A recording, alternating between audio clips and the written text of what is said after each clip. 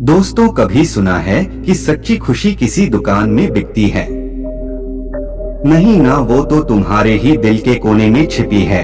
एक छोटी सी परी की तरह इंतजार कर रही है कि तुम उसे ढूंढो। सोचो, जब तुम अपने अंदर से खुश होते हो कैसा लगता है।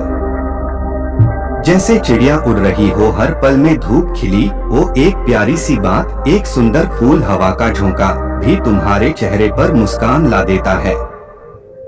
जिंदगी के झंझट चाहे जितने आए तो अंदर से शांत रहते हो। पर हाँ, अगर तुम खुशी को बाहर हो गए, पैसों में, बड़े घरों में, गाड़ियों में, तो हमेशा एक खालीपन रहेगा। वह चीजें कभी साथ नहीं देती, आती है और चली जाती है। असली खुशी तो अंदर है, अच्छे से सोचने में, प्यार करने में, दूसरों का ख्याल रखने में, माफ करने में, मदद करने में। इन सब को जगा खुद से प्यार करो, हर पल के मजे लो, यही वो जादू है जो तुम्हें सचमुच खुश कर देगा। दोस्तों, एक समय की बात है, एक गांव में एक लड़की रहती थी। वह लड़की सुंदर नहीं थी और उसका कोई भी नहीं था। वह अकेले ही रहा करती थी। वह खुद ही मेहनत करती और अपने लिए 2 वक्त की रोटी का प्रबंध किया करती। यूं तो उसे 2 वक्त की रोटी मिल ही जाया करती, लेकिन फिर भी वह अपने आप से खुश नहीं थी। उसे दुनिया में सभी लोग सुखी नजर आते थे, सभी लोग खुश हैं हाल नजर आते थे। उनका जीवन देखकर वह खुद को कोसा करती, खुद को तरह तरह की बातें कहती। वह कहती थी, ईश्वर, आपने सभी को खुशहाल बना है, सभी को सुख दिया है, सभी को सुंदर बनाया है, तो मुझे क्यों नहीं? आखिर मैंने किया गया था, आखिर मेरी गलती क्या थी? मैं जानती हूँ आप मुझसे कोई बदला ले रहे हैं। इसी प्रकार एक दिन वह अपने आप से नाराज होकर, निराश होकर एक पेड़ के नीचे बैठी हुई थी और रो रही थी।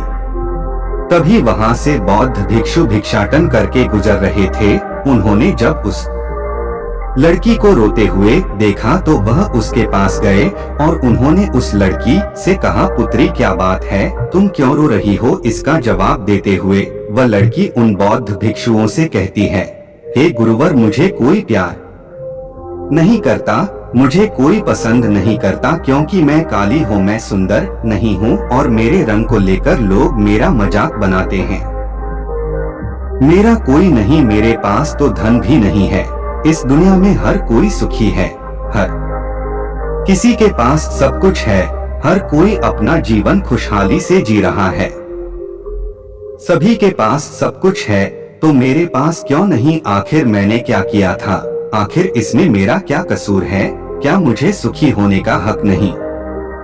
क्या मुझे अपना जीवन खुशहाली से जीने का हक नहीं? उन बौद्ध भिक्षुओं ने उस लड़की की सारी बातें ध्यान पूर्वक सुनी और उसके बाद वह उस लड़की से कहते हैं, पुत्री, अगर तुम मुझे उस व्यक्ति से मिलवा दो जो अपने जीवन में सुखी हो, तो मैं तुम्हें एक ऐसी चीज दूंगा, तुम सुंदर और सुखी दोनों बन जाओगे। उन बौद्ध भिक्षुओं के मुख से यह सुनकर वह लड़की बहुत प्रसन्न हुई और तुरंत ही उन बौद्ध भिक्षु से कहती है, हे गुरुवर, क्या सचमुच ऐसा हो सकता है?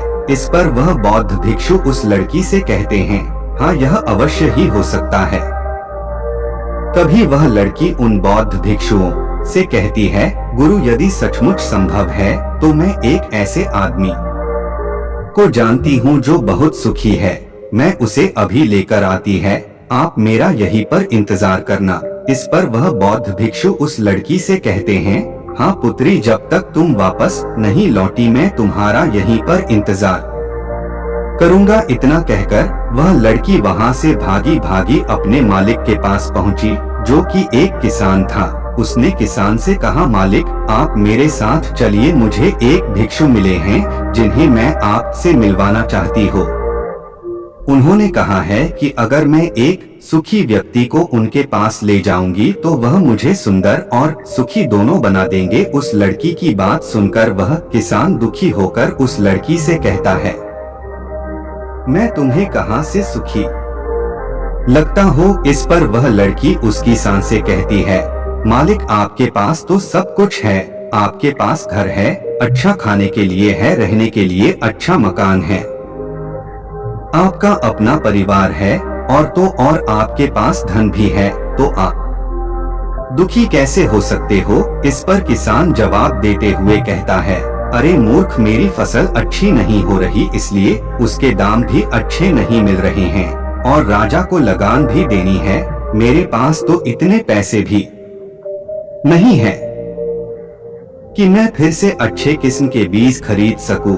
और इस बार बरसात में मेरी सारी की सारी फसल भी खराब हो गई थी। अब तो मेरे हालात और अधिक खराब हो चुके हैं और ऐसे हालातों में मैं सुखी कैसे रह सकता हूँ? जाओ किसी और को ढूंढो जो सचमुच सुखी हो। इस पर लड़की अपने मालिक से कहती है, मालिक, तो आप ही बताइए, आपके हिसाब से कौन सबसे ज्यादा सुखी है जिसे मैं अपने साथ ले जा सकूं? इस पर वह किसान कुछ देर सोच विचार कर उस लड़की से कहता है, मुझे लगता है कि व्यापारी बहुत सुखी है। उन्हें न तो फसल उगाने की चिंता है और न ही फसलों की देखरेख करने की, उन्हें तो बस फसल खरीदनी होती है और वह उसे कहीं से भी खरीद सकते हैं। और तो और वे अन्य चीजों का भी व्यापार करते हैं जिनका मौसम से कोई लेना देना नहीं होता और वे लोग हमसे कहीं ज्यादा अधिक धन भी कम आते हैं। लोग उनका आदर सम्मान भी करते हैं। मुझे तो लगता है कि वही सबसे सुखी है। तुम उन्हीं के पास जाओ। लड़की अपने मालिक की बात सुनकर वहां से भागी भागी एक व्यापारी के पास जा पहुंची और उस व्यापारी से कहती है, मालिक, आप मेरे साथ चलिए, मुझे एक भिक्षु मिले हैं जिन्हें मैं आपसे मिल पाना चाहती हो। उन्होंने कहा है कि किसी ऐसे सुखी व्यक्ति को ले आओ जो सचमुच सुखी हो और उसके बाद वह मुझे एक ऐसी चीज देंगे जिससे मैं सुंदर और सुखी दोनों हो जाऊंगी। उस लड़की की यह बात सुनकर वह व्यापारी दुख भरे शब्दों में उस लड़की से कहता है, अरे हमारे जीवन में कहाँ सुख है? चारों ओर से तो हमें दुख नहीं घेर रखा है। चोर लुटेरे डकैत, हमें सबका ध्यान रखना पड़ता है। व्यापार में अभी बहुत घाटा भी चल रहा है और तो और राजा हमसे अतिरिक्त कर भी वसूल रहे हैं, जिससे आप व्यापार करने में बहुत दिक्कत आने लगी है।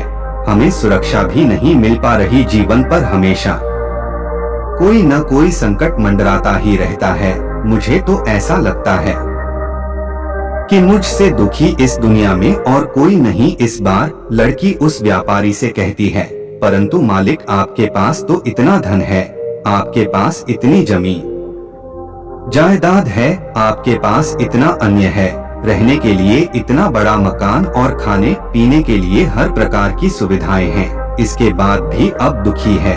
यह बहुत अजीब सी बात है। मुझे तो लगता था कि आप बहुत सुखी होंगे। खैर कोई बात नहीं, कृपया करके मुझे कोई ऐसा व्यक्ति बताइए जो आपके हिसाब से बहुत सुखी हो, जिसे मैं उन बौद्ध भिक्षुओं के पास ले जा सकूं। इस पर वह व्यापारी कुछ देर सोच विचार कर उस लड़की से कहता है, मुझे लगता है कि राज्य के अधिकारी बहुत सुखी है। वह सीधा राज्य से संबंध रखते हैं, उनके पास अधिकार है और वह धनवान भी है। वह चोर लुटेरे और डकैतों से भी नहीं डरते और वही लोग हमसे धन भी वसूलते हैं और हम उनके सामने उनके आर्डर में झुकना ही पड़ता है और सभी लोग उनका बहुत मान सम्मान भी करते हैं। मुझे नहीं लगता कि उनके जीवन में कोई भी दुख होगा और मुझे लगता है कि वही सबसे सुख की है। काश मैं भी राजा का एक अधिकारी होता तो मैं भी अपना जीवन आराम से बिता रहा होता। इस पर वह लड़की उस व्यापारी से कहती है, मालिक, क्या आप किसी अधिकारी को जानते हैं? क्या आप मुझे उनसे मिलवा सकते हैं? मैं उन्हें अपने साथ ले जाऊंगी। अगर वह सबसे सुखी हुए तो मुझे बौद्ध भिक्षु कुछ ऐसी चीज देंगे जिस मैं भी सुंदर और सुखी हो जाऊंगी। बताइए ना, आप मुझे किसी अधिकारी से मिलवा सकते हैं? मैं आपकी बहुत आभारी रहूंगी। व्यापारी को उस लड़की पर दया आ गई। उसने उस लड़की को एक अधिकारी से मिलवा दिया। लड़की ने अधिकारी से मिलने के बाद उस अधिकारी से कहा, मालिक, आप मेरे साथ चलिए, मुझे एक भिक्षु मिले हैं जिन्हें मैं आपसे मिल पाना चाहती हूँ। उन्होंने मुझसे कहा है कि अगर मैं एक सुखी व्यक्ति को उनसे मिलवाया दूंगी तो वह मुझे एक ऐसी चीज देंगे जिससे मैं सुंदर और सुखी दोनों हो जाऊंगी। इस पर वह अधिकारी उस लड़की से कहता है, तुम्हें किसने कह दिया कि मैं सुखी हो? अरे मेरे जैसा दुखी व्यक्ति तो इस दुनिया में और कोई नहीं होगा। तुम्हें नहीं पता, लेकिन हम पर कितना दबाव होता, हमारे ऊपर कितनी जिम्मेदारियां होती हैं। हमें हर एक आदेश को पूरा करना होता है और वह आदेश भी इतनी आसानी से पूरे नहीं होते। उनके लिए हमें कितनी मुश्किलें उठानी पड़ती है, कितनी दिक्कतों का सामना करना पड़ता है। राजा कुछ भी आदेश पारित कर देते हैं और उसे हमें लागू करना पड़ता है। जनता का गुस्सा और तरह तरह की मुश्किलें, सभी परिणाम हमें ही झेलने पड़ते हैं। और तुम्हें लगता है कि मैं सुखी हो, ऐसा कुछ भी नहीं है। अगर वह भिक्षु तुम्हें सुखी कर दे तो तुम उसे मुझे भी मिलवाना। मैं भी तो सुखी होना चाहता हूँ, मुझे भी अपना जीवन खुशहाली से मिटाना है। भला अधिकारी बनकर मुझे क्या मिला? रोज रोज तरह तरह की तनाव। इस पर लड़की आश्चर्य से उस अधिकारी से कहती है, मालिक, जहाँ तक मैं सोचती थी कि आप सबसे सुखी हैं, लेकिन आप भी सुखी नहीं लग रहे। परंतु आपको क्या लगता है इस दुनिया में कोई ऐसा व्यक्ति है जो सबसे सुखी हो? क्या आप मुझे बता सकते हैं? मैं आपकी बहुत बहुत आभारी रहूंगी। उस लड़की की सारी बातें सुनने के बाद उस अधिकारी को उस लड़की पर दया आ गई। उस अधिकारी ने उस लड़की से कहा, देखो, मुझे तो ऐसा लगता है कि इस पूरे राज्य में केवल एकमात्र व्यक्ति ही सुखी है और वह है इस राज्य का राजा। मुझे तो केवल वही सुखी लगते हैं। उन्हें किसी की सुननी नहीं पड़ती, वह नियम बनाते हैं, आदेश देते हैं।